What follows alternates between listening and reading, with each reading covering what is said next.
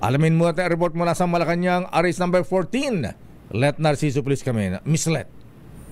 Lakay, pinamamadali na ng National Economic and Development Authority ang pagsasabata sa panukalang magtatatag sa Department of Water Resources.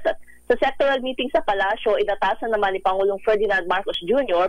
ang kaukulang mga ahensya na i-refine o pinuhin muna ang mga detalye ng panukalang batas.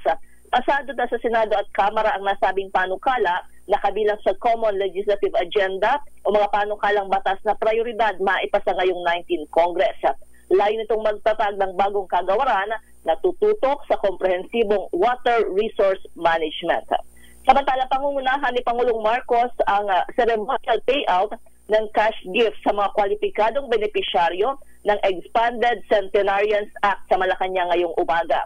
Mamayang hapon naman, bisita dito sa Palasyo ang bagong presidente ng Asian Development Bank at ang mga bagong talagang ambassador ng Palestine at Slovenia sa Pilipinas. Lakay? Ayan, so sino naman ilalagay sa Department of Water Resources? Wala pa, Lakay. Wala pa. Kasi nga, hindi pa ito nagiging batas. Pero alam mo, kasama ito sa mga prioridad rin, Lakay, matatandaan mo noong umpisa pa lang ng administrasyon nitong si Pangulong Marcos. Kasi ang target dito, mapaigting rin yung mga paghahanda ng gobyerno sa panahon ng kalamidad. Ayan, at siguro, Apo Lucas, ha? Ayan, baka kailangan na rin natin magtatag ng Department of Investment. Ako at Department of Government Efficiency. Ayan, nabuntog, nabayag, Apo, dagiti official to kadagiti priority projects ng presidente. Ayan. So, ano na ang latest, Miss Let, sa Malacanang? Ano pa ang schedule ng Pangulong Marcos ngayong araw ng Miyerkules? Ayun, Lakay, mamimigay si Presidente ng cash gift dun sa mga lolo't lola na pasok sa Centenarian Act, Expanded Centenarian Act. Kasi matatandaan mo, Lakay, yung mga 100 lang, di ba, yung binibigyan dati ng cash gift.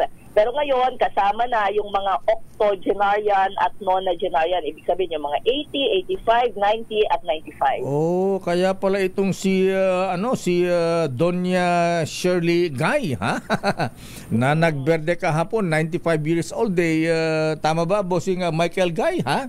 Inaapura daw sa Makati City Hall na dapat mabigyan na rin ito ng ayuda. Ayan, 95 years old na, 5 years na lang centenarian na siya. So yung mga pasok na. Swak na. Doon sa 95. Abay, maganda yan, ha? So saan gagawin yan? Sa Malacanang, Lakay, yung seremonya ngayong umaga. Okay, maraming salamat, Miss Let. Balik sa iyo, Lakay. Good morning. Damdamin. Bye.